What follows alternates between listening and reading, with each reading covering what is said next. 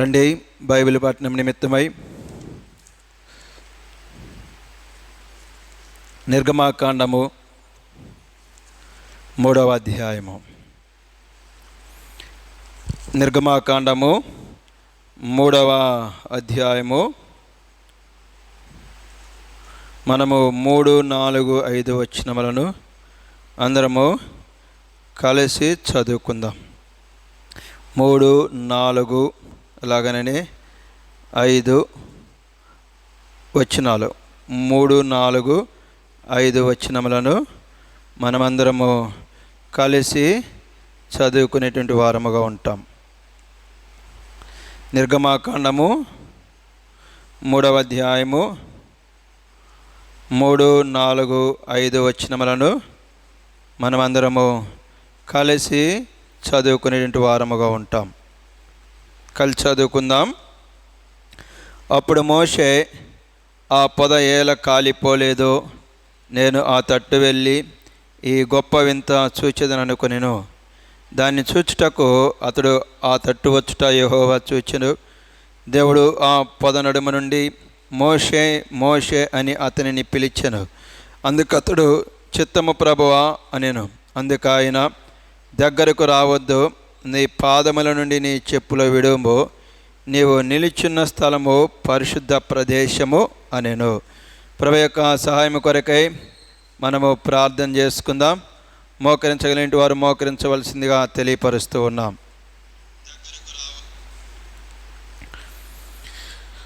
ప్రేమ కలిగిన తండ్రి, పరిశుద్ధమైన దేవా, నీ పాదములకై వందములు, స్తోత్రములయ్యా. నీ మహాప్రేమ చేత క్రీస్తు యేసులో దేవా, ఈ రాత్రికాల సమయంలో మొదటిగా మేము కలిసి పాడుతూ వచ్చినటువంటి పాటల ద్వారా మీరు మహిమ పొంది ఉన్నారని నమ్మచ్చు ఉన్నాం. ఈ సమయంలో తీసుకుని వచ్చిన నీ ప్రజెంట్ వారిని బట్టి దేవా మీకే స్తోత్రములు.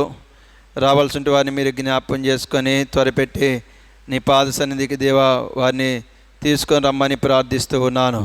ఈ సమయంలో దేవా కలిసి చదువు వచ్చినటువంటి యొక్క వాక్య భాగములను నీ ప్రజలైనటువంటి వారికి దేవా, అది చేరువచ్చినటువంటి వారికి, యంత్ర శబ్దం ద్వారా వినేటువంటి వారికి, ఆన్లైన్ ద్వారా వినేటువంటి వారికి దేవా బోధించడానికి నిలబడి మీద ఆశని నేను దేవా పూర్తిగా ఏమాత్రము యోగ్యుడని కానని ఒప్పుకొనుచున్నాను. కనుక దేవా నీ వైపు చూస్తూ ఉన్నాను, మీరే సహాయం దాయిచ్చండి. మీరు నన్ను హెచ్చించండి. ఆధిక్యతతో నేను నిలవబడుతుండగా నన్ను పూర్తిగా మీ యొక్క శిలువ చాటు మరుగుపరిచి నీ ఆత్మతో అభిషేకించి మొట్టమొదటిగా మీరు నాతోనూ, అటు తర్వాత నీ ప్రజలేంటి వారితో మాట్లాడుతూ రమ్మని, నా యొక్క సొంత మాటలు, సొంత ఉద్దేశాలు దేవా తీసివేసి మీ యొక్క మాటలు నీ ప్రజలేంటి వారికి వినిపిస్తూ రమ్మని మా ప్రభువును మా రక్షకునైన యేసుక్రీస్తు వారి పరిశుద్ధ నామమున ప్రార్థించి అడిగి వేడుకొంచున్నాం తండ్రి, ఆమేన్. ప్రభువు మనకు అనుగ్రహించినటువంటి తన కృపను బట్టి మనము మోషే జీవితాన్ని జ్ఞాపకం చేసుకొనొచ్చు ఉన్నాం.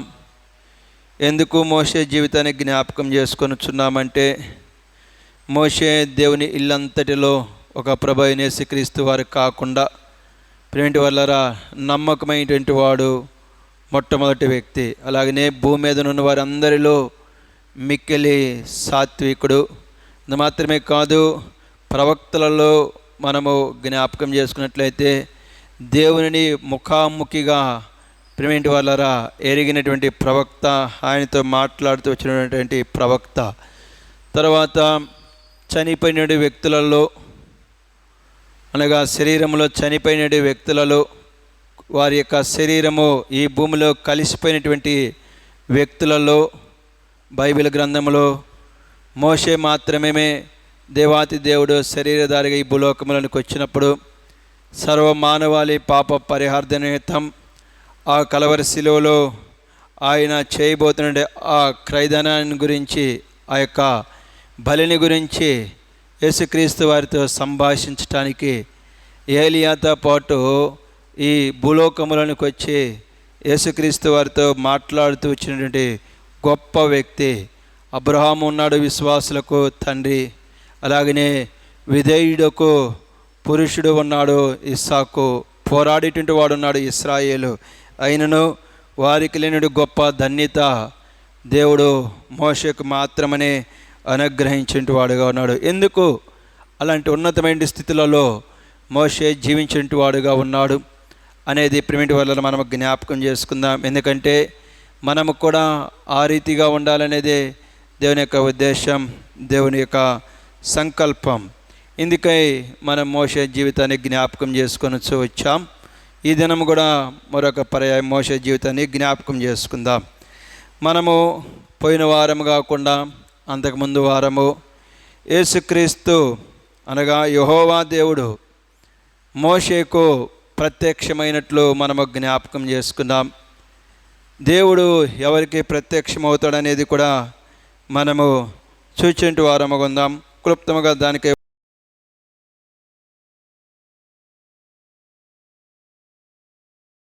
చూస్తే దేవుడు మోషేకు ప్రత్యక్షమైనటువంటి వాడుగా ఉన్నాడు. ఎందుకు మోషేకు ప్రత్యక్షమైనాడు? అలాగనే దేవుడు నీకు నాకు కూడా ప్రత్యక్షమవ్వాలి. మరి మనకెప్పుడు ప్రత్యక్షమవుతాడు అనే దాని గురించి మనము ఇర్మీయా గ్రంథము 29వ అధ్యాయము 13-14 వచనాల్లో చూచాం. మీరు నన్ను వెదికిన యెడల పూర్ణ మనసుతో నన్ను గూర్చి విచారణ చేయని యెడల మీరు నన్ను కనుగొందురు. నన్ను నేను మీకు కనపరుచుకుందును. ఇదే యెహోవా వాక్కు. నేను మిమ్మల్ని చెరలో నుండి రప్పించేదను. నేను మిమ్మల్ని చెరపెట్టి ఏ జనులలోనికి ఏ స్థలములోనికి మిమ్మల్ని తోలివేతును. ఆ జనులందరిలో నుండి ఆ స్థలములన్నిటిలో నుండి మిమ్మల్ని సమకూర్చి రప్పించేదని. ఇదే యెహోవా వాక్కు. ఎచ్చటి నుండి మిమ్మల్ని చెరకు పంపితును, అచ్చటికి మిమ్మల్ని మరలా రప్పింతును. దేవుడు ఎవరికి ప్రత్యక్షమవుతాడు అంటే దేవునిని ప్రిమిటి వాళ్ళరా ఎవరైతే పూర్ణ హృదయముతో పూర్ణ మనసుతో ఎదిగినటువంటి వారుగా ఉంటారో, అలాగనే పూర్ణ మనసుతో ఆయన యుద్ధ విచారణ చేసేటువంటి వారుగా ఉంటారో అలాంటి వారికి దేవుడు ప్రత్యక్షమవుతాడని మనము జ్ఞాపకం చేసుకున్నాం. ఈ దినాన మోషే జీవితంలో నుండి మరొక లక్షణాన్ని మనం చూస్తే, ఇప్పుడు దేవుడు మోషేకు ప్రత్యక్షమయ్యాడు. ఆ యొక్క ప్రత్యక్షతను మొట్టమొదటిగా దేవుడని మోషే చూడలేదు. ఆ ప్రత్యక్షతను చూడటానికి తన ముందుకు వచ్చినటువంటి ఆ దేవునిని చూడటానికి మోషే ముందుకు వెళ్ళేటువంటి వాడుగా ఉంటూ ఉన్నాడు. 3వ వచనంలో మనం చూస్తే నిర్గమకాండము 3:3 అప్పుడు మోషే ఆ పొద ఏల కాలిపోలేదో నేను ఆ తట్టు వెళ్ళి ఈ గొప్ప వింత చూచెదననుకొనెను. అక్కడ పొద నడిమిలో అగ్ని మండుతున్నది, కానీ పొద కాలిపోలేదు. అరే ఇదేదో ఆశ్చర్యంగా ఉందే, ఇది ఏమిటో కనుగొనాలా, ఇదేమిటో చూడాలా అని మోషే అటువైపుగా వెళుతూ ఉన్నాడు. అటువైపుగా వెళుతూ ఉన్నప్పుడు దేవుడు మోషేను పిలిచేటువంటి వాడుగా ఉన్నాడు. పిలిచి ఏమంటూ ఉన్నాడు అంటే 5వ వచనంలో దగ్గరకు రావద్దు, నీ పాదముల నుండి నీ చెప్పులు విడువుము. మోషే ఎప్పుడైతే ఆ ప్రత్యక్షతను చూడాలని ఆ యొక్క అగ్నిని చూడాలని ముందుకెళ్తున్నాడో దేవుడు మాట్లాడుతున్నాడు. ఏమంటున్నా అంటే మోషే మోషే నువ్వు దగ్గరికి రావద్దు. ఎందుకు అంటే నీవు ఉన్నటువంటి స్థలము అది పరిశుద్ధమైనటువంటిది. ఆ పరిశుద్ధమైనటువంటి స్థలములో నేనున్నాను. మరి నీవు నా దగ్గరికి రావాలి అంటే నువ్వేమి చేయాలంటే నీ పాదముల నుండి నీ చెప్పులు విడవాలి. ఇప్పుడు దేవుడు మోషేకు ప్రత్యక్షమయ్యాడు. ఆ ప్రత్యక్షమైనటువంటి దేవునిని చూచేదాని కొరకై మోషే కూడా ఆశపడ్డాడు. ఆశపడినంత మాత్రాన అక్కడ ప్రిమిటి వలరా అది కుదరలేదు. ఎందుకు కుదరలేదంటే మోషే పాదములకు చెప్పులు తొడుగుకొని ఉన్నటువంటి వాడుగా ఉన్నాడు. ఈ రాత్రికాల సమయంలో మనము కూడా దేవుని వెదుగుతూ ఉన్నాం. మనము కూడా దేవుని యొక్క ప్రత్యక్షతను కోరుచూ ఉన్నాం. దానికి రకరకాల కారణాలు ఉన్నవి, రకరకాల పరిస్థితులు ఉన్నవి. పరిస్థితులు ఏమైనప్పటికీ ప్రిమిటి వాళ్ళరా తనకు మొరపెట్టు వారు అందరికీ, తనకు నిజముగా మొరపెట్టు వారందరికీ యెహోవా ఏమై ఉన్నాడు? సమీపముగా ఉన్నాడు. మరి ఆ సమీపముగా ఉన్నటువంటి దేవునిని మనము కలుసుకోవాలి అంటే మనము ఏమి చేసిన వారముగా ఉండాలి అని మోషే జీవితంలోని మనం చూస్తే మన పాదముల నుండి మనము చెప్పులను మనము విడిచేటువంటి వారముగా ఉండాలి. రాయబడకపోతూ వచ్చినప్పటికీ తర్వాత మోషే జీవితంలో మనం చూస్తే మోషే తన పాదముల నుండి చెప్పులను విడిచినటువంటి వాడుగా ఉన్నాడు. చెప్పులు విడిచిన తర్వాతనే మోషే దేవుని దగ్గరికి ప్రేమేటువంటి వాళ్ళరా వెళ్ళగలిగినటువంటి వాడుగా ఉన్నాడు. ఈ రాత్రికాల సమయంలో మనము ఈ భాగంలో తన పాదము నుండి చెప్పులు విడిచిన మోషే అని మనము జ్ఞాపకం చేసుకుందాం. ఆ చెప్పులు విడుచుట దేన్ని జ్ఞాపకం చేస్తుందో మనము ప్రేమేటువంటి వాళ్ళరా చూచేటువంటి వారముగా ఉందాం.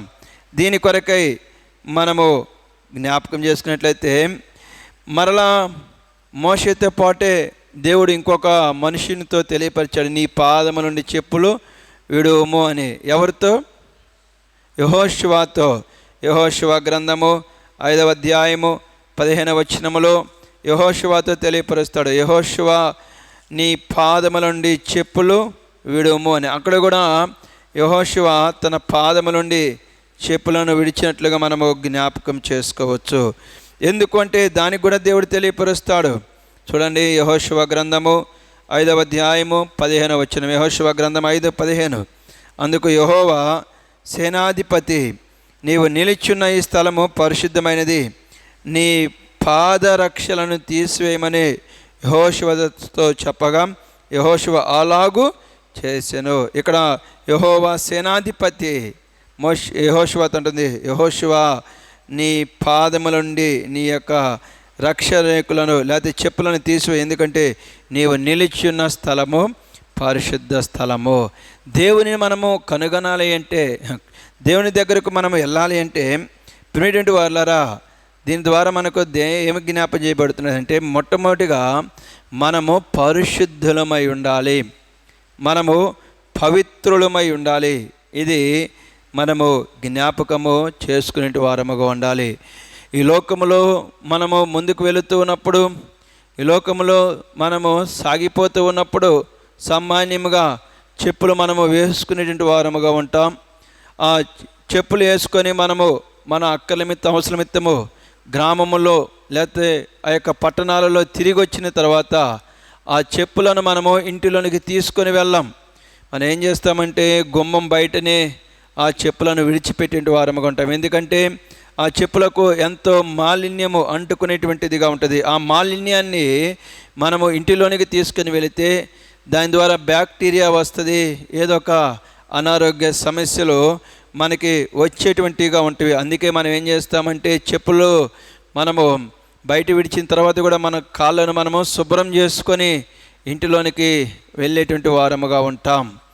అయితే ఇక్కడ మనకు జ్ఞాపకం చేసుకోవాల్సింది ఏంటంటే, అక్కడ కాళ్ళకున్నటువంటి దుమ్ము లేకపోతే కాళ్ళకున్నటువంటి ఆ యొక్క ప్రిమెంట్ వాళ్ళ మట్టిని దేవుడు తీసివేయమంటూ ఉన్నాడని మనము ఆత్మ సంబంధముగా జ్ఞాపకం చేసుకోవటం కాదు. కానీ మనం ఈ లోకములో మనం తిరుగుతూ ఉన్నప్పుడు, ఈ లోకములో మనం ప్రయాణం చేస్తున్నప్పుడు మనకు అనుకోకుండా ఏమవుతుందంటే మాలిన్యము అంటుకునేటువంటిదిగా ఉంటుంది. అనుకోకుండా మనము ప్రిమెంట్ వాళ్ళరా కొన్ని పర్యాయంలో తప్పిపోయేటువంటి వారముగా ఉంటాం, మనము జారిపోయేటువంటి వారముగా ఉంటాం.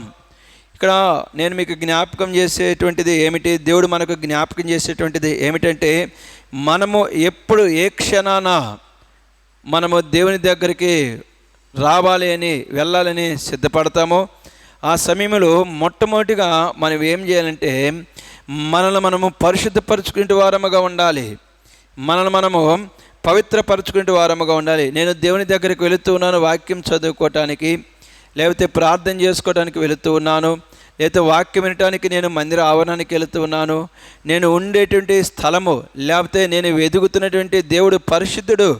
మరి ఆ దేవుడుని నేను చూడాలి అంటే, ఆ దేవుని స్వరాన్ని నేను వినాలి అంటే నేను అనేక విషయాలు అపవిత్రముగా ఉన్నాను, అనేక విషయాలు నేను జారిపోయాను అని ప్రిమెంట్ వాళ్ళరా మనకు తెలుసు. ఎక్కడ జారిపోయామో ఎక్కడ తప్పిపోయామో ఆ జారిపోయినండి ఆ యొక్క మనం చేసినటువంటి ఆ యొక్క పాపములను దేవుని దగ్గర ఒప్పుకొని, దేవా ఇవి నాకు జ్ఞాపకముగా ఉన్నవి, ఇంకా నాకు జ్ఞాపకం లేనిటువంటి నీ యొక్క ఆ యొక్క చూపు ద్వారా దృష్టిలో ఉన్నటువంటి నా మరుగుపరచబడినటువంటి పాపములను నాకు తెలియపరచము అని మనం ఏం చేయాలంటే దేవుని దగ్గరికి ప్రియమైన వాళ్ళారా మనం ప్రార్థన చేసుకొని మనల్ని మనము పరిశుద్ధపరచుకొని ఆ రీతిగా మనము వెళ్ళేటువంటి వారముగా ఉండాలి. మొట్టమొదటిగా చెప్పులు విడుచుట దేనికి జ్ఞాపం చేస్తుంటే, మనం ఎప్పుడు దేవుని సన్నిధికి వెళ్ళినా సరే మనం తప్పకుండా ఏదో ఒక విషయంలో తప్పిపోయిన వారము కనుక మనకు తెలిసిన ఆ యొక్క తప్పిదములను, ఆ పొరపాట్లను మనము ఏం చేసేటువంటి వారము అంటే దేవుని దగ్గర ఒప్పుకొని మనము ఆయన రక్తం చేత ప్రిమింటి వాళ్ళరా క్షమాపణను వేడుకొని ఆ రక్తం చేత పవిత్రపరచబడి దేవుని సన్నిధికి మనము వెళ్ళేటువంటి వారముగా ఉండాలి. దీని గురించి మనము చూసినట్లయితే ప్రసంగి గ్రంథము 5వ అధ్యాయము 1వ వచనములో మనం చూద్దాం. ప్రసంగి గ్రంథము 5వ అధ్యాయము 1వ వచనములో మనం చూసినట్లయితే ప్రసంగి గ్రంథము 5వ అధ్యాయము 1వ వచనములో మనం చూస్తే, నీవు దేవుని మందిరమునకు పోనప్పుడు నీ ప్రవర్తన జాగ్రత్తగా చూచుకొనుము. బుద్ధిహీనులు అర్పించినట్లుగా బలి అర్పించుట కంటే సమీపించి ఆలకించుట శ్రేష్టము. వారు తెలియకయే దుర్మార్గపు పనులు చేయుదురు. ఇక్కడ ప్రసంగి అంటూ ఉన్నాడు, అనగా సొలొమోను అంటున్నాడు, నీవు దేవుని మందిరమునకు పోనప్పుడు లేకపోతే నీ దేవుని సన్నిధికి వెళ్ళినప్పుడు నీ ప్రవర్తనను జాగ్రత్తగా చూచుకొనుము. ఎందుకు అని ప్రియమైన వాళ్ళరా మనము జ్ఞాపకం చేసుకుంటే, దీని గురించి యోబు గ్రంథము 1వ అధ్యాయం 7వ వచనంలో మనం చూస్తే, యోబు గ్రంథము 7వ అధ్యాయం 1వ వచనం, కొన్ని పర్యాయాలు దేవుని వాక్యం చదువుకునే సమయం కావచ్చు, లేకపోతే ప్రార్థన చేసుకోవాలని సిద్ధపడినప్పుడు కావచ్చు, లేకపోతే మందిరానికి వెళ్ళాలని సిద్ధపడినప్పుడు కావచ్చు, మనం హడావుడిగా వెళ్ళేటువంటి వారముగా ఉంటాం. ఏదో అప్పుడు దాకా మనము ప్రపంచాన్ని ఉద్ధరించిన పని చేసినటువంటి వారముగా ఉండి హడావుడిగా మనము దేవుని సన్నిధికి వెళ్తాం. కానీ జ్ఞాని సొలొమోను ఏమంటున్నాడంటే, దేవుని మందిరమునకు పోనప్పుడు లేకపోతే దేవుని సన్నిధిలో నువ్వు కూర్చుండబోతున్నప్పుడు నీ ప్రవర్తన జాగ్రత్తగా చూచుకొనుము. ఎందుకు అని మనం చూస్తే యోబు గ్రంథము 1వ అధ్యాయం 7వ వచనములో మనం చదువుదాం. యెహోవా నీవు ఎక్కడి నుండి వచ్చితివని వారిని అడగగా అపవాది భూమి మీద ఇటు అటు తిరుగులాడచ్చు అందులో సంచరించుతూ వచ్చితనని యెహోవాకు ప్రత్యుత్తరం ఇచ్చెను. సాతానుని అడుగుతూ ఉన్నాడు దేవుడు, నువ్వు ఎక్కడి నుండి వచ్చావని. సాతాను అంటున్నాడు, నేను భూమి మీద అటు ఇటు తిరుగుతూ ఉన్నాను అని. మనము కూడా ప్రియమైన వాళ్ళరా భూమి మీద అటు ఇటు తిరిగేటువంటి వారముగా ఉంటూ ఉన్నాం. ఈ అటు ఇటు తిరిగేటువంటి సమయంలో భూమిలో ఉన్నటువంటిది మనకు అంటుకొనటానికి ఎంతైనా అవకాశం ఉన్నది. ఆ భూమిలో ఏమున్నది? లోకములో మనం చూస్తే యోహాను రాసిన మొదటి పత్రిక 2వ అధ్యాయము, యోహాను రాసిన మొదటి పత్రిక 2వ అధ్యాయము 15-16 వచనాలు మనం చూస్తే, యోహాను రాసిన మొదటి పత్రిక 2వ అధ్యాయము 15-16 వచనాలు, ఈ లోకమునైనను లోకములో ఉన్న వాటినైనను ప్రేమింపకుడి. ఎవడైనను లోకమును ప్రేమించేలా తండ్రి ప్రేమ వానిలో నుండదు. లోకములో ఉన్నదంతయు అనగా శరీరాశయు, నేత్రాశయు, జీవపుడంబమును తండ్రి వలన పుట్టినవి కావు, అవి లోక సంబంధమైనవి.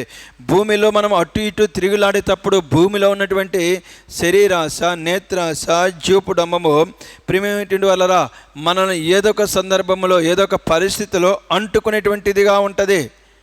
ఈ శరీరాశతో, నేత్రాశతో, జీవడంబముతో మనం నింపబడి దానిని జయించినటువంటి దేవుని దగ్గరకు అపవిత్రముగా మనము ప్రవేశించగలం, ఎలాగూ మనము వెళ్ళగలం. అందుకే అంటున్నాడు మోషేతో, మోషే మోషే నీ పాదముల నుండి నీ చెప్పులను విడువము. ఎందుకంటే నీవు నిలుచున్న స్థలము పరిశుద్ధము, అనగా అపవిత్రతతో మాలిన్యముతో ఉన్నటువంటి నీవు పరిశుద్ధుడైనటువంటి నా సన్నిధిలోనికి నువ్వు రాలేవు. నా సన్నిధిలోనికి నీవు రావాలి అంటే నీ యొక్క పాపపు జీవితాన్ని విడిచిపెట్టు, నీ యొక్క పాపపు బ్రతుకును విడిచిపెట్టు అని దేవుడు తెలియజేసేటువంటి వాడుగా ఉంటూ ఉన్నాడు. ఈ రాత్రికాల సమయంలో పెనంటి వాళ్ళరా ఇది మనం జ్ఞాపకం చేసుకోవాలా. అనేక పర్యాయాలు మనం ఇలాగ మందిరానికి వచ్చేటప్పుడు కావచ్చు, లేకపోతే రాత్రి పనుకునే ముందు కావచ్చు, లేకపోతే ఉదయాన్న లేచిన తర్వాత కావచ్చు, దేవునికి సమయం ఇచ్చేటువంటి ఆ విషయమే. ఇందాక చెప్పాను కదా, ఏదో ప్రపంచాన్ని ఉద్ధరించినటువంటి వారముగా, సమయం లేనిటువంటి వారముగా ఉండి హడావుడిగా మనం కూర్చుంటాం. కానీ దేవుడు అంటూ ఉన్నాడు, మొట్టమొదటిగా నీవు నా సన్నిధికి వచ్చే ముందు నీ పాదముల నుండి నీ చెప్పులు విడు, అనగా నీ జీవితముల నుండి అపవిత్రతను, మాలిన్యాన్ని విడిచి నా దగ్గరికి రా. ఎందుకు అంటే మనం చేసే ప్రార్థన దేవుడు వినాలన్నా, దేవుని స్వరాన్ని మనం వినాలన్నా ప్రింట్ వల్ల మనలో పరిశుద్ధత ఉండాలి, పవిత్రత ఉండాలి.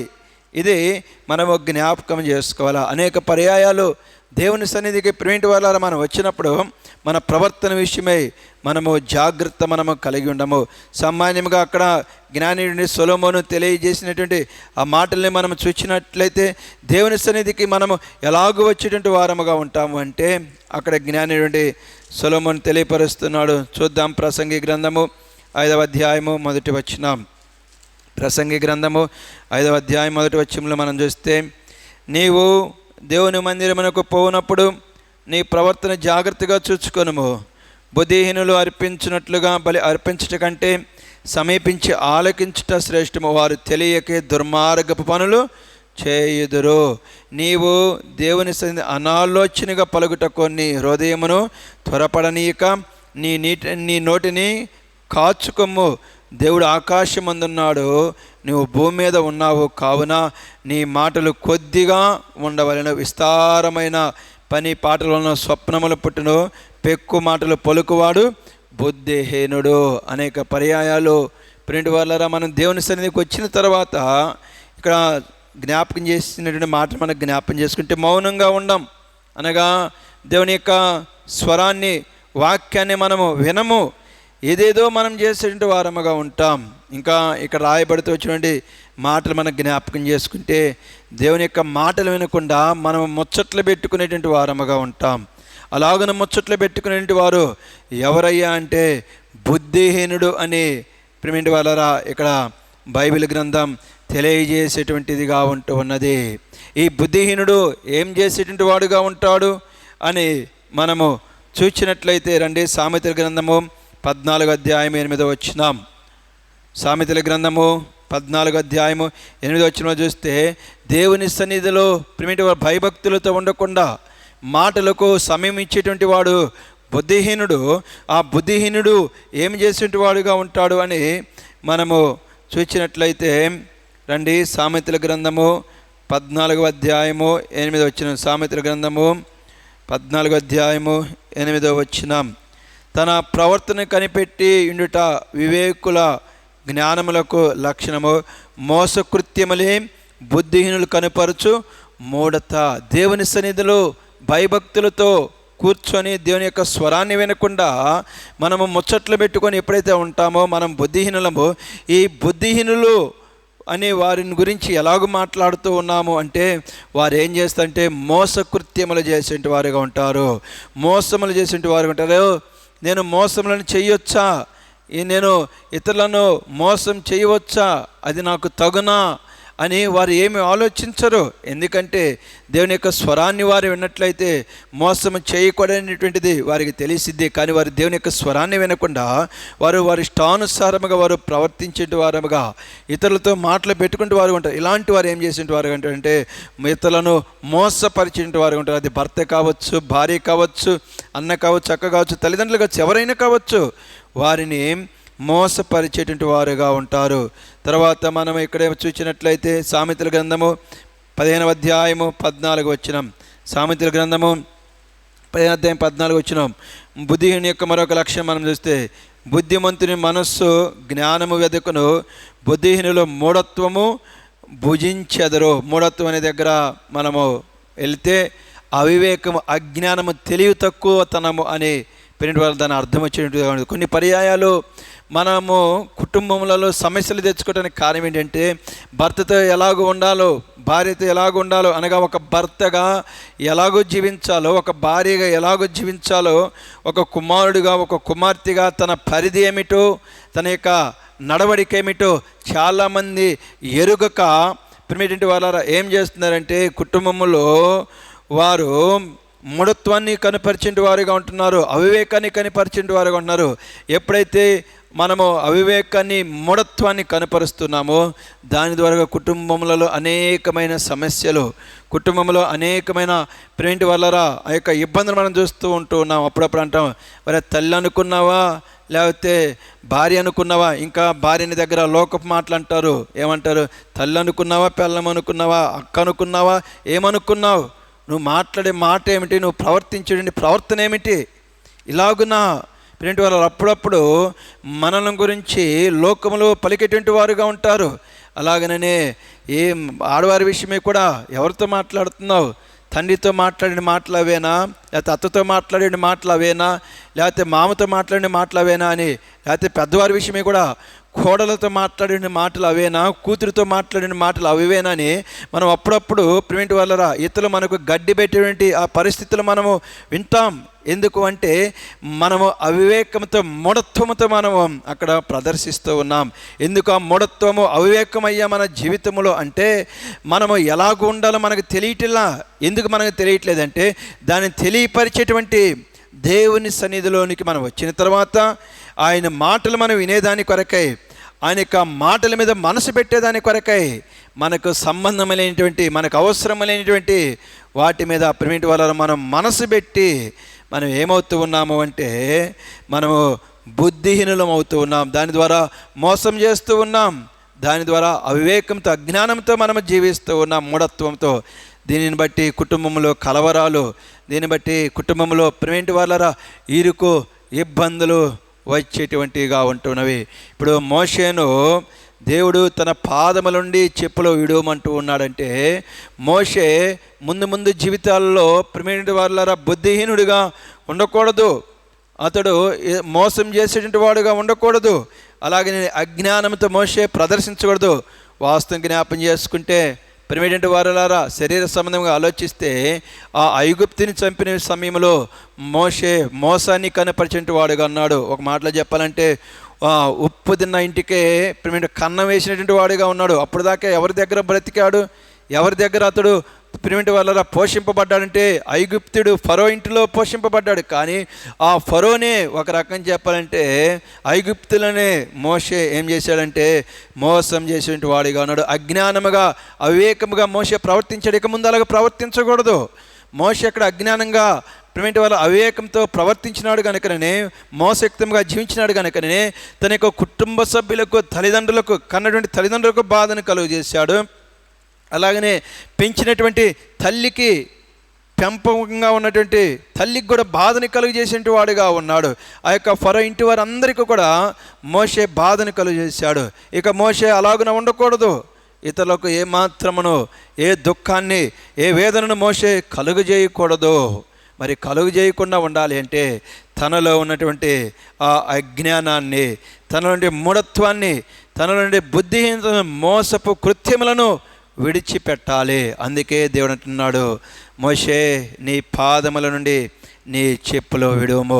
వాస్తవంగా ప్రేమిటి వాళ్ళరా జ్ఞాపం చేసుకుంటే మనందరి విషయమై 1% కావచ్చు, అది 100% కావచ్చు, మనం ఒకరిని సంతోష పెట్టడానికి బదులుగా, ఒకరిని ఆనందింపజేయడానికి బదులుగా ఒకరిని మనము దుఃఖ పెడుతూనే ఉన్నాం. అది ఎవరు అనేది మనకి మనం తెలుసుకోవాలి. భార్యనా, భర్తనా, తల్లి, తండ్రి, అత్త, మామన, ఇరుగు పొరువారా, అన్నదమ్ములు అనేది మనం జ్ఞాపం చేసుకోవాలి. వాస్తవముగా దేవుడు మానవుల్ని ప్రేమిటి వల్ల తయారు చేసింది సాటి నుండి సహాయ నిమిత్తమే, అనగా ఇతరులకు ఆనందాన్ని, సంతోషాన్ని కలుగు చేయటానికే మనం భార్యగా కానీ, భర్తగా కానీ, తల్లిగా కానీ, తండ్రిగా కానీ ఉంది. మరి మనల్ని బట్టి వారు సంతోషిస్తూ ఉన్నారా? మనల్ని బట్టి వారు ఆనందిస్తూ ఉన్నారా? అంటే ఒక రకంగా మనము జ్ఞాపకం చేసుకుంటే నాతో సహా మనం ఇతరులకు ఆనందాన్ని కలుగు చేయటంలే, ఇతరులకు మనం సంతోషాన్ని కలుగు చేయటంలే. అది 1%, ఇంకా అంతకంటే ఎక్కువ కూడా. కానీ దేవుడు కోరుకొనుచున్నది ఏంటంటే నేను ఇతరులకు సంతోషాన్ని కలుగజేయాలా, ఇతరులకు ఆనందాన్ని కలుగజేయాలా. అలాగని మనం కలుగజేయాలంటే అందుకంటే మనలను సృజించినటువంటి, మనల్ని పుట్టించినటువంటి మన దేవునికి మనం మహిమను తీసుకొని రావాలా. అందుకే మనము మోసపు కృత్యములను మానుకునే వారముగా ఉండాలి. అవివేకమును మనం మానుకోవాలి. దాని విషయమే దేవుని దగ్గర మనం ఏం చేయాలంటే పశ్చాత్తాప మనము పడేటువంటి వారముగా ఉండాలి. ఇది మొట్టమొదటి చెప్పులు విడుచుటలో పవిత్రతను, చెప్పులు తొడుగుకున్నటువంటి అపవిత్రతను జ్ఞాపకం చేస్తున్నది. తర్వాత రెండవదిగా చెప్పులు విడుచుటలో ఉన్నటువంటి ఆ యొక్క ప్రేమిటి వాళ్ళ లక్షణాన్ని మనము చూచినట్లయితే తగ్గింపు జీవితాన్ని జ్ఞాపకం చేస్తున్నది. పూర్వ దినాలలో మనము జ్ఞాపకం చేసుకుంటే అప్పుడప్పుడు కూడా కొంతమంది అలాగే పెద్ద వయసు కలిగినటువంటి 90-80 సంవత్సరాలు కలిగినటువంటి ఆ పెద్దవారిని జ్ఞాపకం చేసుకుంటే మా ఆసాం అని, లేకపోతే మా ఏదో వాళ్ళు చెప్తారు మా రైతు అని చెప్తూ వారు అనుకునేటువంటి ఆ పెద్దల ఎదుట వారు ప్రేమిటి వాళ్ళ చెప్పులు విడిచి వారు ముందుకెళ్ళేటువంటి వారు. అంటే చెప్పులు విడుచుట ప్రేమిటి వాళ్ళ తగ్గింపు జీవితాన్ని అది జ్ఞాపకము చేసేటువంటిదిగా ఉన్నది. మనం ఈ రాత్రికాల సమయంలో జ్ఞాపకం చేసుకోవాల్సింది ఏంటంటే ప్రేమిటి వాళ్ళరా, మనుషుల దగ్గర నిజంగానే తగ్గింపు జీవితాన్ని కలిగి ఉంటాము, కానీ దేవుని దగ్గర ప్రేమిటి వాళ్ళరా తగ్గింపు జీవితాన్ని మనము కలిగి ఉంటాం. ఎందుకు? మనుషుల దగ్గర అంటే వారికి డబ్బు ఉన్నదని, లేకపోతే వారికి పలుకుబడి ఉన్నదని, వారు అధికారులని, వారు నాయకులు అని, వారి ద్వారా రేపేదైనా మనకు అవసరం వస్తే వారు మనకు సహాయం చేయాలంటే మనం తగ్గించుకొని మనం వారిని హెచ్చించాలని మనుషుల దగ్గర తగ్గింపు జీవితాన్ని కలిగి ఉంటాం. కానీ దేవుని దగ్గరకు వచ్చినప్పుడు పూర్తిగా మనం హెచ్చించుకునే వారముగా ఉంటాం. ఇక్కడ జ్ఞాపకం చేసేది ఏంటంటే మోషే దేవుని దగ్గరకు వచ్చినప్పుడు ఎలాగో ఉండాలని దేవుడు కోరుకొనిచున్నాడు అంటే తగ్గింపు జీవితాన్ని కలిగి ఉండాలని దేవుడు మోషేను కోరుకునేవాడుగా ఉంటూ ఉన్నాడు. ఎందుకు అని మనం చూసినట్లయితే కీర్తనలో 121:2లో మనం చూస్తే దేవుని దగ్గర ఎందుకు మనం తగ్గింపు జీవితాన్ని ప్రేమిటి వాళ్ళ కలిగి ఉండాలా? అది పాత నిబంధన గ్రంథం ప్రకారముగా, నూతన నిబంధన గ్రంథం ప్రకారముగా మనం చూస్తే మొట్టమొదటిగా 121వ కీర్తన 2వ చరణములో మనం చూస్తే 121వ కీర్తన 2వ చరణములో మనము చూచినట్లయితే యెహోవా వలన నాకు సహాయం కలుగును, ఆయన భూమి ఆకాశములను సృజించినవాడు. ఇందాక జ్ఞాపకం చేశా, నాయకుల దగ్గర అధికారుల దగ్గర మనం తగ్గింపు జీవితం కలిగి ఉంటాం. ఎందుకు? వారి ద్వారా మనకు సహాయం కావాలా, అలాగనే దేవుని ద్వారా మనకు సహాయం కావాలి ప్రేమిటి వాళ్ళ. ఎందుకంటే ఆయన శక్తిమంతుడు. ఎంతగా శక్తిమంతుడు అంటే ఆయన భూమి ఆకాశములను సృజించినటువంటి శక్తిమంతుడు. ఇంకా మనము 100వ కీర్తన 3వ వచనములో మనం చూసినట్లయితే 100వ కీర్తన 3వ వచనములో మనం చూసినట్లయితే యెహోవాయే దేవుడని తెలుసుకునడి, ఆయనే మనలను పుట్టించెను, మనము ఆయన వారము, మనము ఆయన ప్రజలము, ఆయన మేపు గొర్రెలము. ఇక్కడ మనం చూస్తే దేవుడు మనల్ని పుట్టించే వాడుగా ఉన్నాడు. అది మాత్రమే కాదు ప్రేమిటి వాళ్ళరా, ఆయన మనలను తన గొర్రెలుగా చేసుకొని ఆయన మనల్ని కాపాడుతూ మనల్ని భద్రపరుస్తూ మనల్ని ఏం చేస్తా అంటే ఆయన పోషించేటువంటి వాడుగా ఉంటున్నాడు. ఈ లోకంలో ఏ నాయకుడు లేడు అలాగన. చివరికి తల్లినే తండ్రినే తీసుకుందాం, ప్రేమిటి వాళ్ళ శరీర సంబంధముగా మనం వారి ద్వారాగా పుట్టినప్పటికీ వారు కొంతకాలమే నిన్ను నన్ను పోషించగలరు, కొంతకాలమే నిన్ను నన్ను భద్రపరచగలరు, కానీ ఎల్లకాలము నిన్ను నన్ను పోషించలేరు, ఎల్లకాలము నిన్ను నన్ను భద్రపరచలేరు. కానీ ఈ దేవుడిని మనం చూసినట్లయితే ఆయన మనల్ని పుట్టించిన తర్వాత వదిలివేయలే, ఆయన మనల్ని పోషిస్తూ మనల్ని భద్రపరుస్తూ ఉన్నాడు. ఎంతగా ఆయన మనల్ని భద్రపరుస్తూ ఉన్నాడు అంటే యెషయా గ్రంథము 27వ అధ్యాయము, యెషయా గ్రంథము 27వ అధ్యాయము 3వ వచనములో మనం చూస్తే యెషయా గ్రంథము 27వ అధ్యాయం 3వ వచనం, యెహోవాను నేను దానిని కాపు చేయుచున్నాను, ప్రతి నిమిషమున దానికి నీరు కట్టుచున్నాను, ఎవడను దాని మీదకి రాకున్నట్లు దివారాత్రి దాన్ని కాపాడుచున్నాను. ఇక్కడ మనం చూస్తే ప్రేమిటి వాళ్ళారా, ఎవడును దాని మీదకి రాకుండా అంటే కీడులు, అపాయాలు, నష్టాలు మన మీదకి రాకుండా దేవుడు ఏం చేస్తున్నాడంటే దివారాత్రము నిన్ను నన్ను కాపాడుచున్నాడు. మనము 121 కీర్తనలోనే ముందు వచనాల్లోనికి వెళ్తే ఇశ్రాయేలుని కాపాడువాడు కునుకడు నిద్రపోడు. దేవుని దగ్గరకు వచ్చిన తర్వాత ప్రేమిటి వాళ్ళరా, మనము తగ్గింపు జీవితాన్ని కలిగి ఉండాలా, దేవుని మనం హెచ్చించే వారముగా, దేవునికి మనం ఘనపరిచేటి వారముగా ఉండాలి. ఎందుకంటే ఆయన ఈ భూమి ఆకాశములను సృజించినటువంటి సృష్టికర్త, శక్తిమంతుడు. అందు మాత్రమే కాదు, ఆయనే నిన్ను నన్ను పుట్టించేటి వాడుగా ఉన్నాడు. పుట్టించడం మాత్రమే కాదు, ఆయన మనను భద్రపరుస్తూ, మనలను సంరక్షిస్తూ, మనలను పోషించేటువంటి వాడుగా ఉన్నాడు. ఎంతగా అంటే ఎవడునూ మన మీదకి రాకుండా, అనగా ఏ అపాయము, ఏ కీడు, ఏ నష్టము రాకుండా దివారాత్రములు ప్రేమిటి వలరా ఆయన మనను కాపాడేటువంటి వాడుగా ఉంటూ ఉన్నాడు. ఇది మనము జ్ఞాపకం చేసుకోవాలి. 91వ కీర్తనలోనికి వెళితే 7వ చరణం, 91వ కీర్తన 7వ చరణములో మనము చూసినట్లయితే, పైనుండి మనము వచ్చినట్లయితే ఎంతగా దేవుని యొక్క కాపుదల, ఎంతగా దేవుని యొక్క భద్రత ప్రేమిటి వలరా మన చుట్టూ ఉన్నదో, ఎన్ని అపాయాల నుండి దేవుడు మనల్ని కాపాడుతూ ఉన్నాడు, మనల్ని భద్రపరుస్తూ ఉన్నాడు. అక్కడ దైవజనుడి మోషే తెలియపరిచేటి వాడుగా ఉంటూ ఉన్నాడు. చూద్దాం 3వ చరణం నుండి. వేట కాని ఉరిలో నుండి ఆయన నన్ను విడిపించును, నాశనకరమైన తెగులు రాకుండా నన్ను రక్షించును.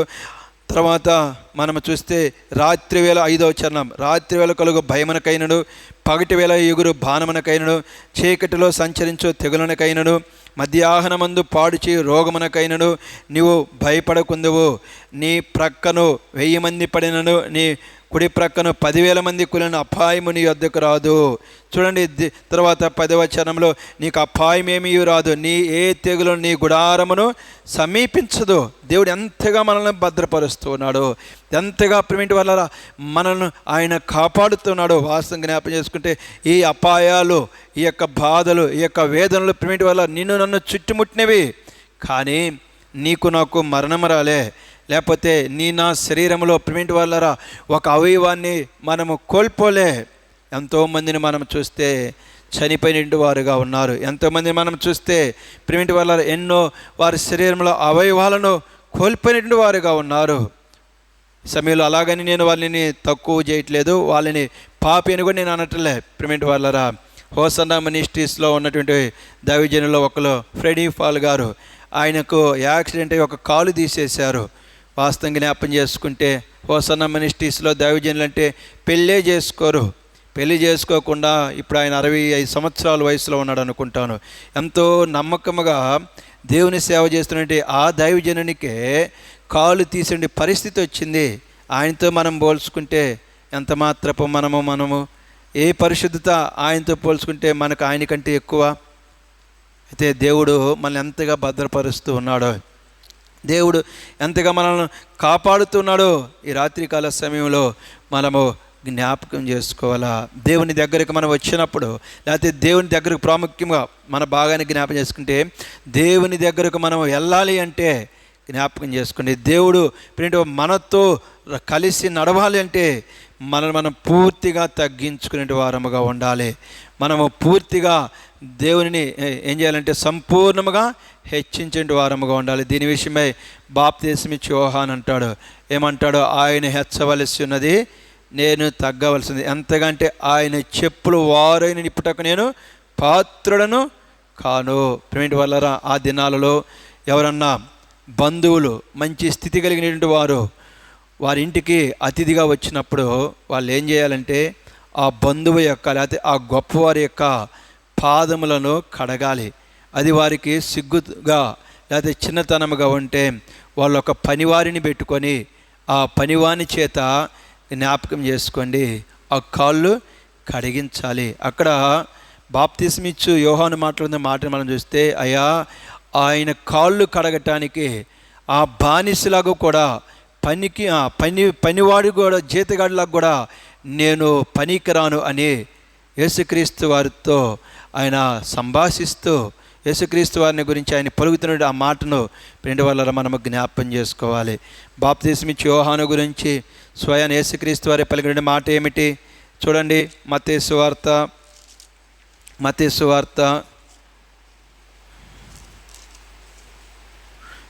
11వ అధ్యాయము, మత్తయి సువార్త 11వ అధ్యాయము 11వ వచనంలో మనం చూస్తే, మత్తయి సువార్త 11వ అధ్యాయము 11వ వచనం, స్త్రీలు కనిన వారిలో బాప్తిస్మిచ్చు యోహాను కంటే గొప్పవాడు పుట్టలేదని నిత్యము మీతో చెప్పుచున్నాను. అనగా భార్య భర్తల స్త్రీ పురుష కలయిక ద్వారా పుట్టినటువంటి ఆ ఆడవారి కావచ్చు మగవారి కావచ్చు, ఆదాము మొదలుకొని ఇప్పటి వరకు ఇంకా ముందుకు కూడా బాప్తిస్మిచ్చు యోహాను కంటే గొప్పవారు ఎవరిని కూడా లేరు. ఆ గొప్పవాడు అని యేసుక్రీస్తు వారి పలుకుతొచ్చాడు. యేసుక్రీస్తు వారి చేత మెప్పు పొందుకున్నటువంటి ఆ బాప్తిస్మిచ్చు యోహాను అంటూ ఉన్నాడు, ఆయన చెప్పులు వారైన నిప్పటానికి నేను యోగ్యుని కాదు. అనగా ఆయన పాదములు గడటానికి ఆ ఇంటి యజమానులు దాసుని పెట్టుకున్నట్లుగా, పనివారిని పెట్టుకున్నట్లుగా ఆయన పాదములు గడగటానికి నేను పనివాడినిగా కూడా, దాసునిగా కూడా పనికిరాను అని సంపూర్ణముగా ప్రభువైన యేసుక్రీస్తు వారిని బాప్తిస్మిచ్చు యోహాను ప్రేమింటి వాళ్ళ ఏం చేశాడు అంటే హెచ్చించిన వాడుగా ఉన్నాడు. నీవు నేను కూడా ఆ రీతిగా ప్రభువైన యేసుక్రీస్తు వారిని ఏం చేయాలంటే హెచ్చించాలి. ఒకప్పుడు మోషే జీవితంలో దేవునిని ప్రేమింటి వాళ్ళ ఎత్తిపట్టేటువంటి జీవితం లేదు. యేసుక్రీస్తు వారిని అనగా దేవునిని సంపూర్ణంగా ఘనపరిచేటువంటి జీవితము మోషేలే లేదు. ఇక ముందు మోషే జీవితం ఎలాగ ఉండాలని దేవుడు ఇష్టపడుతున్నాడంటే సంపూర్ణముగా ఆయనను పైకెత్తాలని, సంపూర్ణముగా ఆయనను హెచ్చించాలని, సంపూర్ణముగా మోషే తను తగ్గించుకోవాలని దేవుడు ఇష్టపడుతున్నాడు. ఆ పాపాన్ని మోషే ప్రేమిటి వాళ్ళరా మనం విశ్వాసంతో జ్ఞాపకం చేసుకుంటే దేవుని దగ్గర విడిచిపెట్టాడని మనము జ్ఞాపకం చేసుకోవాలి. ఈ రాత్రికాల సమయంలో మనం హెచ్చింపబడాలంటే దేవుని మనము గణపరచాలా. దేవుడిని మనము గణపరిచినప్పుడు దేవుడు ఏం చేస్తాడంటే మనల్ని గణపరుస్తాడు. మరి మనము ఘనత పొందుకోవాలంటే మనం ఏం చేయాలంటే పూర్తిగా మనము దేవుని మనం హెచ్చించేటువంటి వారముగా, పూర్తిగా మనము దేవుని ప్రేమిటి వాళ్ళ గొప్ప చేసేటువంటి వారముగా ఉండాలి. అనగా ఒక్క మాటలో చెప్పాలంటే దేవుడు చెప్పిన ప్రతి మాటకు మనము లోబడి ముందుకెళ్ళాలా. దేవుని మాటకు అవిధేయత ఏమాత్రం మనము చూపకూడదు. ఒకడు నన్ను ప్రేమించనలా వాడు నా ఆజ్ఞలను గాయకొనును. అది దేవుడిని గొప్ప చేయటం, దేవుని ప్రేమింటి వాళ్ళని హెచ్చించటం, మనల్ని మనము తగ్గించుకొనటం. మోషే ఎక్కడ తాను హెచ్చించుకున్నాడో ముందు జ్ఞాపం చేస్తాయి. ఎందుకంటే ఇంకో కొన్ని విషయాలు ఉన్నవి. చెప్పులు విడిచిలో మొట్టమొదట పవిత్రతను జ్ఞాపకం చేస్తూ ఉన్నది. రెండవది తగ్గింపు జీవితాన్ని, దేవుని దగ్గర ప్రతి మనుషుడు తాను తగ్గించుకొని దేవుని హెచ్చించాలా. తర్వాత మూడవదిగా మనము జ్ఞాపం చేసుకుంటే చెప్పులు విడుచుట ప్రేమిటి వాళ్ళ పాదము నుండి ఏమి జ్ఞాపం చేస్తుందంటే నిస్సహాయ స్థితిని, చేతగానితనాన్ని జ్ఞాపకం చేస్తూ ఉన్నది. ద్వితీయోపదేశ కాండము 25వ అధ్యాయము 5-10 వచనాల్లో మనం చూసినట్లయితే, ద్వితీయోపదేశ కాండము 25వ అధ్యాయం 5-10 వచనాల్లో చూస్తే ఇక్కడ మీకు జ్ఞాపకం చేస్తాను, తర్వాత మీరు చదువుకోండి. ఒక వ్యక్తి యవ్వన కాలంలోనికి వచ్చిన తర్వాత, పురుషుడు వివాహం చేసుకున్న తర్వాత తనకు సంతానం లేకుండా చనిపోయినప్పుడు తన భార్య సంతానం పొందుకునే దాని కొరకై తన తమ్ముడు లేకపోతే తన అన్న, ఎవరైనా సహోదరుని ఉంటుంది, తన సహోదరుడు ఏం చేయాలి అంటే ఆమెను పెళ్లి చేసుకోవాలా.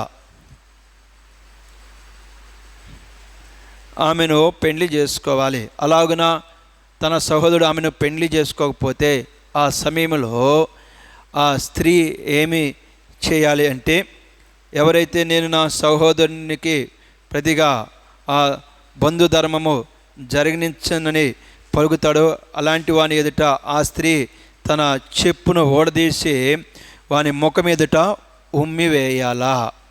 జ్ఞాపం చేసుకోండి.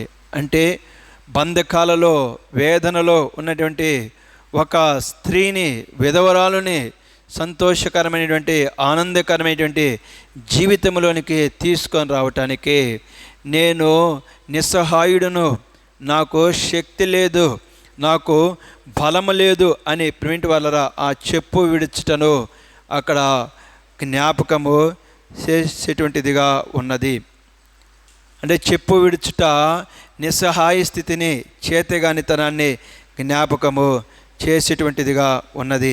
తర్వాత అక్కడే చెప్పు విడుచుటను గురించి మనం జ్ఞాపకం చేసుకుంటే దుఃఖాన్ని, వేదనను జ్ఞాపకం చేస్తున్నది.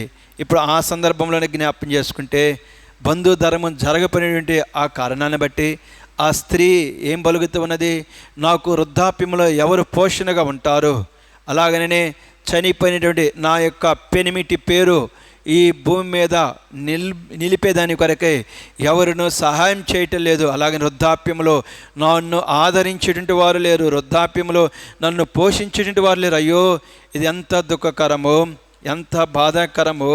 నా యొక్క నిందను, నా యొక్క అవమానాన్ని, నా దుఃఖాన్ని తీసివేసేదాని కొరకై ఒక్క సహోదరుడు కూడా బంధుదారము జరిగించేటువంటి వాడు లేడా అని తన యొక్క వేదనను, తన యొక్క నిస్సహాయ స్థితిని తెలియజేస్తూ ఆ స్త్రీ ఉమ్మివేసేటువంటి ఆ యొక్క సందర్భాన్ని ప్రేమిటి వల్లరా మనము జ్ఞాపకము చేసుకోవచ్చు. ఇప్పుడు ఈ రెండింటిని మనం జ్ఞాపకం చేసుకుంటే, ఇందాక జ్ఞాపకం చేసుకున్నటువంటి తగ్గింపు జీవితాన్ని గురించి మనం చూస్తే, ఇప్పుడు మోషే ఇప్పుడు నేను నిస్సహాయుడిని, నాకు ఏమీ చేత కాదు, నేను చేతగాని వాడనే అని ప్రింట్ వల్ల దుఃఖపడుతూ దేవుని యొక్క సహాయం వైపు మోషే చూడాలి. దాని గురించి ఇందాక జ్ఞాపకం చేశా. అంతకుముందు మోషేలో తగ్గింపు జీవితం లేదు, మోషేలో నిస్సహాయ స్థితి లేదు, మోషేలో ప్రిమిటి వార్లారా నేను ఏదైనా చేయగలను, నాకు ఏదైనా సాధ్యము అనేటువంటి ఒక విధమైన అహంకారము, ఒక విధమైనటువంటి గర్వాన్ని మనము మోషేలో చూడగలం. అది ఎక్కడ అంటే చూడండి, అపోస్తుల కార్యములు 7వ అధ్యాయం 25వ వచనం. అపోస్తుల కార్యములు 7వ అధ్యాయము 25వ వచనంలో మనం చూసినట్లయితే, అపోస్తుల కార్యములు 7వ అధ్యాయము 25వ వచనం. తన ద్వారా తన సహోదరులకు దేవుడు రక్షణ దయచేస్తున్న సంగతి వారు గ్రహింతురని అతడు తలంచిన కానీ వారు గ్రహింపరైరే. ఐగుప్తుని చంపినప్పుడు మోషే ఏమనుకున్నాడంటే, ఇదిగో ఇప్పుడు దాకా ఐగుప్తులు మనల్ని దుఃఖపెడుతూ వచ్చారు కదా, ఐగుప్తులు మనకు వేదన కలుగజేస్తూ వచ్చారు కదా, ఇది మొదలుకొని ఆ యొక్క ఐగుప్తుల యొక్క చెర నుండి, ఐగుప్తుల యొక్క బాధ నుండి, ఐగుప్తుల యొక్క కష్టం నుండి మనం విడిపించేటువంటి వాడు వచ్చాడు మోషే. ఇతడు శక్తిమంతుడు, ఇతడు సమర్థుడు, మనకు ఏదైనా చేయగలిగినటువంటి గొప్పవాడు అని తనను గురించి తన సహోదరులు ఆలోచిస్తారేమోనని, తన గురించి తన సహోదరులు ప్రిమిటి వాళ్ళ మాట్లాడుకునే వారుగా ఉంటారు అని, తన యొక్క రక్షణ సహాయాన్ని కోరుకుంటారేమోనని మోషే తలంచినటువంటి వాడుగా ఉన్నాడు. కానీ దురదృష్టం ఏమిటంటే, మోషే తన సహోదరులను ఆ యొక్క ఐగుప్తు బానిసత్వం నుండి విడిపించడానికి బదులుగా తన ప్రాణాన్ని కాపాడుకోవడానికి మోషే ఐగుప్తు దేశం నుండి పారిపోయిన వాడుగా ఉన్నాడు. దేవుడు అబ్రాహాముకు వాగ్దానం చేశాడు, తమ శత్రువుల దేశంలో 400 సంవత్సరాలు నీ సంతానము అబ్రహాము దాసులుగా ఉంటారు, తర్వాత నేను గొప్ప సంపదతో వారిని బయటికి తీసుకొని వస్తానని. ఇప్పుడు మోషే ఏం చేయాలో వాస్తవంగా ఇంతకుముందు ఒకసారి మీకు జ్ఞాపకం చేశాడు. 70 సంవత్సరాలు చెర పూర్తయిందని, పూర్తి కావస్తున్నదని దానియేలు ఎరిగి ఏం చేశాడు? దానియేలు దేవుని దగ్గర ప్రార్థించిన వాడిగా ఉన్నాడు. ఇప్పుడు మోషే కూడా ఏం చేయాలా? అయ్యా, ఇదిగో మా పితడు అబ్రహాముకు నువ్వు ఇచ్చిన వాగ్దానం ప్రకారముగా మేము 400 సంవత్సరాలు బానిసత్వాన్ని అనుభవించాం, ఇంకా ఎక్కువైపోతున్నది, కాబట్టి బానిసత్వం నుండి నువ్వు మమ్మల్ని విడిపిస్తావా? 40 సంవత్సరాలు బట్టి వెనక్కి వస్తే ఇదిగో 400 సంవత్సరాలు పూర్తి కావస్తున్నది, మమ్మల్ని ఇక బానిసత్వం నుండి విడిపిస్తావా? ఈ నిందల నుండి, అవమానం నుండి మమ్మల్ని విడిపిస్తావా? మా పితరునికి చేస్తూ వచ్చిన వాగ్దానాన్ని నువ్వు నెరవేరుస్తావా? సహాయం దయచేయి, ఎలాగో సహాయం చేస్తావు అని మోషే దేవుని దగ్గర ప్రార్థించాలా. కానీ తనకున్నటువంటి అక్కడ ఐగుప్తుల సకల విద్యలను అభ్యసించాడు అని అపోస్తుల కార్యములో 7వ అధ్యాయము 22వ వచనంలో ప్రిమిటి వల్ల తెలియజేయబడుతుంది. అంటే తన యొక్క విద్య నైపుణ్యాలు, అలాగనే తన యొక్క మాటల ప్రావీణ్యము తన సహోదరులను విడిపించడానికి సహాయపడుతుందని, తన సహోదరులను తప్పించడానికి ఉపయోగపడుతుందని మోషే తలంచిన వాడుగా ఉన్నాడు. కానీ తన యొక్క తలంపులేవి కూడా, తన యొక్క ఉద్దేశాలు ఏవి కూడా తన సహోదరులను విడిపింపలేకపోతే వచ్చినవి, తన సహోదరులను ప్రిమిటి వల్ల కాపాడలేకపోతే వచ్చినవి, చివరికి తానే అపాయములు పట్టడానికి కారణమవుతూ వచ్చింది. కాబట్టి ఇక్కడ మనం జ్ఞాపం చేసుకోవాల్సింది ఏంటంటే, ఎవని గర్వవాన్ని తగ్గించును. ఇప్పుడు మోషేలో గర్వం ఉన్న దాన్ని బట్టి మోషే ఇప్పుడు ఏమైపోయాడు? పూర్తిగా జీరో అయిపోయాడు. మోషే తగ్గింపబడుతూ వచ్చాడు. కానీ దీని యొక్క ఉద్దేశం ఏమిటంటే, మోషే సంతోషంగా ఉండాలా, మోషే ఆనందంగా ఉండాలా. అంత మాత్రమే కాదు, మోషే ద్వారా అనేక మంది సంతోషముగా, మోషే ద్వారా అనేక మంది ఆనందంగా ఉండాలి. ఉండాలి అంటే దేవునిని గణపరచాలా, దేవుని హెచ్చించాలా, అందుకు మోషే తన యొక్క నిస్సహాయ స్థితిని ఎరగాలని, తన యొక్క చేతగాని స్థానాన్ని ఎరగాలి అని, అలాగనే తన ద్వారా మనుషులకు ఏమాత్రం కూడా రక్షణ దొరకదని, తన ద్వారాగా మనుషులకు ఏమాత్రం కూడా మేలు కుదరదని, దాని విషయమే తన సహోదరుల యొక్క సంతోష నిమిత్తము పశ్చాత్తాపపడాలని దేవుడు ప్రేమిటి వాళ్ళరా ఎరిగి 40 సంవత్సరాలు దేవుడు ఏం చేశాడంటే మోషేను శ్రమల పాలు చేసి పూర్తిగా దేవుణ్ణి హెచ్చించేదాని కొరకై, దేవుణ్ణి గొప్ప చేసేదాని కొరకై మోషేను సిద్ధపరిచేటి వాడుగా ఉన్నాడు. తర్వాత మనం ఎరుగుదము, మోషేని దేవుడు పిలిచినప్పుడు, అయ్యా నేను మాటలనేటువంటి వాడను, నేను నత్తివాడను, నా వలన కాదు, ఇంకా చాలామంది ఉన్నారు వాళ్ళని పిలువు అని మోషే దేవుడు పిలుస్తున్నప్పుడు, ప్రేమిటి వాళ్ళరా నన్ను పిలవద్దు, నా కొరకై నువ్వు ఎదురు చూడవద్దు అని తను పూర్తిగా తగ్గించుకున్నట్లుగా మనము చూడగలం. అదే మోషే చెప్పులు విడిచినటువంటి జీవితం. రాత్రికాల సమయంలో దీని యొక్క ఉద్దేశం, దీని యొక్క సంకల్పం ఏమిటంటే, ఇంకా ఎంతోమంది ప్రేమిటి వాళ్ళరా దేవుని దగ్గరికి రాలేనటువంటి వారుగా ఉంటున్నారు. అలాంటి వారు దేవుని దగ్గరికి రావాలి అంటే అందుకు నీవు నేను ఆయనకు అవసరం. మరి మనమేమి చేయాలి అంటే, దేవా నీవు తప్పితే ఒక మనిషిని ఎవరు కూడా నీ సన్నిధికి తీసుకొని రాలేరు. నా యొక్క జ్ఞానము, నా యొక్క ధనము, నా యొక్క కష్టము ఏది కూడా ఒక మనుషుని నీ సన్నిధికి తీసుకొని రావడానికి ఉపయోగపడదయ్యా, వారిని అగ్నిగుండమును తప్పించడానికి ఉపయోగపడదయ్యా. కాబట్టి ఇదిగో పూర్తిగా నేను ఒక మనిషిని రక్షించే విషయంలో నిస్సహాయుడని, నా వలన ఏది కూడా చేత కానే కాదు అని మనల్ని మనం పూర్తిగా తగ్గించుకొని మన యొక్క నిస్సహాయ స్థితిని దేవుని దగ్గర ఒప్పుకొని ప్రేమిటి వాళ్ళ సంతోషం కొరకై, ఆనందం కొరకై ప్రభు వైపు చూస్తూ మనము కేకలు వేసేటువంటి వారముగా, ప్రభు వైపు చూస్తూ మనం ఏం చేయాలంటే ప్రార్థన చేసేటువంటి వారముగా ఉండాలి. మనము చూసినట్లయితే రండి, నిర్గమకాండము 3వ అధ్యాయములో మనం చూస్తే, నిర్గమకాండము 3వ అధ్యాయము 11వ వచనంలో మనం చూస్తే, నిర్గమకాండము 3వ అధ్యాయము 11వ వచనం, అందుకు మోషే నేను ఫరో యొద్దకు వెళ్ళుటకును ఇశ్రాయేలును ఐగుప్తు నుండి తోడుకుని పోవుటకును ఎంతటి వాడనని దేవుని తనగా పైన దేవుడు అంటున్నాడు, రమ్ము నిన్ను ఫరో యొద్దకు పంపేదను అని, నా ఇశ్రాయేలైన నా ప్రజలను ఐగుప్తు నుండి తోడుకొని పోవాలని. ఒకప్పుడేమో ఆరాటపడ్డాడు తన యొక్క సకల విద్యలను చూచి, కానీ ఇప్పుడు తన యొక్క చేతగాని తనని చూసి, నిస్సహాయ స్థితిని చూసి దేవుని దగ్గర తను పూర్తిగా తగ్గించు, నేనెంతటి వాడనయ్యా, నేను ఏమాత్రపు వాడనయ్యా అని. తర్వాత 4వ అధ్యాయం 10వ వచనంలో మనము చూచినట్లయితే ఏమంటాడు, అప్పుడు మోషే, ప్రభువా ఇంతకు మునిపైనను నీవు నీ దాసునితో మాట్లాడినప్పటి నుండి అయినను నేను మాట నేర్పరిని కాను, నోటి మాంద్యము నాలుక మాంద్యము గలవాడనని యెహోవాతో చెప్పగా, అక్కడ స్టెఫన్ అంటున్నాడు, ఐగుప్తీయుల సకల విద్యలందు ప్రావీణ్యత కలిగినటువంటి వాడు ప్రవీణుడు అని.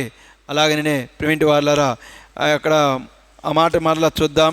చూడండి, అపోస్తల కార్యములు 2వ అధ్యాయము 7వ అధ్యాయం 22వ వచనం, అపోస్తల కార్యములు 7వ అధ్యాయము 22వ వచనం, మోషే ఐగుప్తుల సకల విద్యలను అభ్యసించి మాటల ఎందును కార్యముల ఎందును ప్రవీణుడయుండెను. చూడండి, సకల విద్యలు ఎందు ప్రవీణుడు, మాటలెందు ప్రవీణుడు. అలాంటి వాడు అంటున్నాడు, నేనెంతటి వాడనయ్యా, అసలు నాకు మాట్లాడటమే తెలీదు, ఇంకా నేను నత్తోడినంటూ ఉన్నాడు. చూడండి ప్రిమిటి వాళ్ళు ఎంతగా మోషే తన యొక్క చెప్పులను విడిచాడో, ఎంతగా తన యొక్క అపవిత్రతను దేవుని దగ్గర ఒప్పుకునేటువంటి వాడుగా ఉన్నాడో. ఈ రాత్రికాల సమయంలో మనకు జ్ఞాపం చేసుకోవాల్సి ఏంటంటే, మోషే తన యొక్క పాపాన్ని దేవుని దగ్గర ఒప్పుకొని ఆ పాపాన్ని విడిచిపెట్టినటువంటి వాడుగా ఉన్నాడు. కనుకనే తర్వాత ప్రిమిటి వాళ్ళ దాదాపు 30 లక్షల మంది ప్రజలను ఆ యొక్క బానిసత్వం నుండి విడిపించగలిగినటువంటి గొప్ప నాయకుడు అవుతూ వచ్చాడు.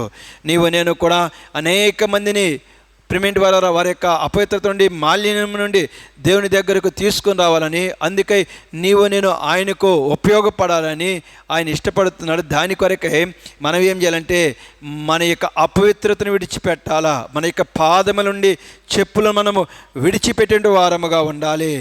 అనగా మోసపు కృత్యములను మనం మానుకునే వారముగా ఉండాలి, అవివేకాన్ని మనం మానుకునే వారముగా ఉండాలి. ఇంకా మనం జ్ఞాపకం చేసుకుంటే ప్రతి విషయంలో కూడా, దేవా నేనేమి చేయలేను కాబట్టి నాకు సహాయం దయచేయి అని ప్రేమిటి వాళ్ళరా మన యొక్క నిస్సహాయ స్థితిని, చేతగానితనాన్ని మనము దేవుని దగ్గర ఒప్పుకొని మన ఆశీర్వాదం నిమిత్తము మనము భారముతో దేవుని దగ్గర ఏం చేయాలంటే మొరపెట్టిన వారము ఉండాలి. దురదృష్టం ఏంటంటే ప్రేమిటి వాళ్ళరా ఒకప్పుడు సంఘాలు విస్తరిస్తూ వచ్చినవి, నేడు కూడా సంఘాలు విస్తరిస్తూ ఉన్నవి. ఎలాగో విస్తరిస్తూ ఉన్నవంటే ప్రతి డినామినేషన్, ఒక డినామినేషన్ నేను ప్రతి డినామినేషన్లో సంఘాలు బాగా విస్తరిస్తున్నాయి. తక్కువలో తక్కువ చెప్పుకున్న ప్రతి ఊరికి మినిమం 2 చర్చీలు ఉన్నవి. ఎలాగో ఉన్నవి అంటే ప్రిమిటి వాళ్ళ తగాదాలు పెట్టుకొని చీల్చుకొని పెరుగుతున్నవి సంఘాలు తప్పితే, పాపములు ఉన్నటువంటి వారు దేవుని సన్నిధికి జ్ఞాపం చేసుకుని కొత్తగా వస్తున్నటువంటి వారు కనపడటంలే. ఎందుకు అలాంటి పరిస్థితి కనపడటం లేదు?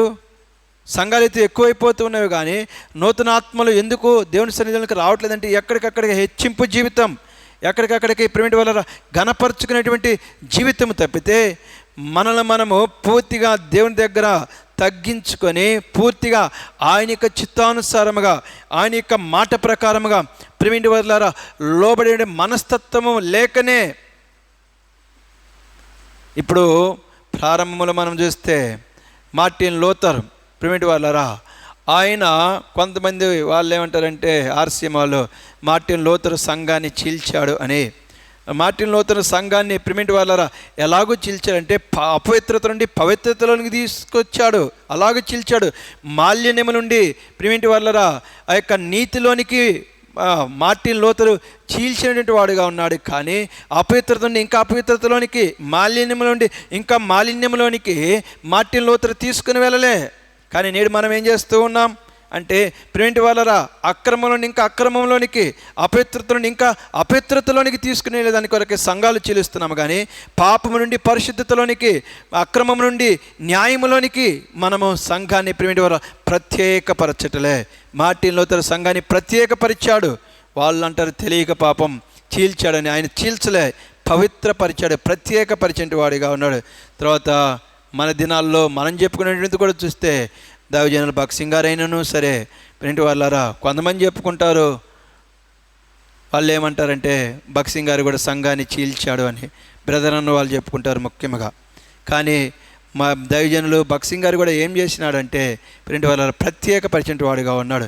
మార్టిన్ లూథర్ గారు ప్రత్యేకపరిచిన సంఘాన్ని భక్సింగ్ గారు ప్రత్యేకపరిచిన వారు కొంతవటికే ప్రత్యేకపరిచారు, కానీ సంపూర్ణంగా సంఘాన్ని వాళ్ళు ప్రత్యేకపరచలేదు. కానీ సంపూర్ణంగా సంఘాన్ని పవిత్రపరచగలిగిన, ప్రత్యేకపరచగలిగినటువంటి వ్యక్తి కేవలము దేవుడు మాత్రమే. అందుకే మనం ఏం చేయాలి అంటే ప్రిమిటి వాళ్ళరా ఆ దేవుని దగ్గరకు మనము పరిశుద్ధముగా ప్రవేశించాలా, ఆ దేవుని దగ్గరకు మనము పవిత్రముగా మనము వెళ్ళాలి. అప్పుడే ఆ దేవుడు మనతో ఉండేటువంటి వాడుగా ఉంటాడు. మార్టిన్ లూథర్ కావచ్చు, భక్సింగ్ గారు కావచ్చు, తర్వాత జ్ఞాపం చేసుకుంటే పెంతెకొస్తు సహవాసానికి మూల పురుషుడు పిఎస్ శామ్యూయల్ గారు కావచ్చు, తర్వాత ఏసన్న గారు కావచ్చు, ఎంతోమంది దైవజనులు ఉన్నారు గొప్పవారు. బిల్లీ గ్రహం గారు కావచ్చు, డిఎల్ మోడీ గారు కావచ్చు, తర్వాత లివింగ్స్టన్ అని ఇంకా ఎంతోమంది ఉన్నారు గొప్ప గొప్ప దైవజనులు. వారందరూ కూడా ఏం చేశారంటే తమ యొక్క చెప్పులను విడిచిపెట్టినారు. తమ పాపములను దేవుని దగ్గర ప్రిమిటి వాళ్ళ ఒప్పుకొని వాటిని విడిచిపెట్టి దేవునిని హెచ్చించినారు, దేవునినే గొప్ప చేసినారు, ఆయన మాట ప్రకారంగానే వెళ్ళారు. అందుకే ప్రిమిటి వాళ్ళ అనేక మంది, కోట్లాది మంది ప్రజలు నేడు దేవుని యొక్క స్వరాన్ని వినగలగటానికి వారి యొక్క సమర్పణ జీవితము కారణమవుతూ వచ్చింది. అలా ఇంకా అనేక మంది, కోట్లాది మంది ప్రజలు దేవుని యొక్క స్వరాన్ని వినేదాని కొరకై నీవు నేను పాత్రలుగా ఉండాలని, నీవు నేను ఆయన పనివారముగా ఉండాలని ఇష్టపడుతూ ఉన్నాడు. దేవుడు మోషే దగ్గరికి ఎప్పుడు వచ్చినాడంటే బాధలలో, వేదనల నుండి తన యొక్క ప్రజలను విడిపించాలని దేవుడు మోషే దగ్గరకు వచ్చినాడు, నాయకుడిగా ఉండేదాని కొరకై. అలాగనే దేవుడు నిన్ను నన్ను కూడా ఎలాగ సిద్ధపరుస్తున్నాడే, పాపములో అపవిత్రతలో అనేక మందిని పరిశుద్ధతలోని తీసుకుని వచ్చేదాని కొరకై, వారికి ప్రిమిటి వాళ్ళ ముందు నడిచేదాని కొరకై నిన్ను నన్ను ఉంచాలని దేవుడు ఇష్టపడుతున్నాడు. అందుకు ఆయన అంటున్నాడు, రాత్రికాల సమయంలో నీ పాదముల నుండి నీ చెప్పులు విడుము, అపవిత్రతను తీసివేసుకో, అపవిత్రతను తీసివేసుకుంటేనే పరిశుద్ధుడైన నాతో నీకు పాలు, అలాగనే అనేక మందితో నాకు పాలు. కాబట్టి మోషే నీ పాదముల నుండి నీవు చెప్పులు విడుము. అలాగనే బేతేలు సంగమా, నీ పాదముల నుండి నీ చెప్పులు విడుము అనగా మోసం చేసి బ్రతుకు నుండి బయటికి రా, అజ్ఞానంతో అవివేకంతో నుండి బ్రతుకు నుండి బయటికి రా, అలాగనే హెచ్చింపు జీవితం నుండి బయటికి రా. ఏదో నేను వీరుడిని సూర్యుడిని అనుకునేటువంటి ఆ యొక్క జీవితం నుండి బయటికి రా. బయటకు వచ్చేసి నేను నిస్సహాయుడిని, నాకేమీ చేత కాదు అని నిన్ను నువ్వు తగ్గించుకొని నన్ను హెచ్చించు, నన్ను ఘనపరచని దేవుడు కోరుచున్నాడు. కాబట్టి మన విషయాలను జ్ఞాపకం చేసుకొని మన యొక్క పాదములని మనం చెప్పులను విడిచి ప్రింటి వాళ్ళరా మనము కూడా ఆశీర్వదింపబడేటువంటి వారముగా ఉందాం. మన ద్వారా అనేక మందిని ఆశీర్వాదములకి మనం తీసుకుని వచ్చేటువంటి వారముగా ఉందాం. ప్రభు చెప్పిన మాటలను దీవించి ఆశీర్వదించును గాక. దయచేసి మోకరించండి.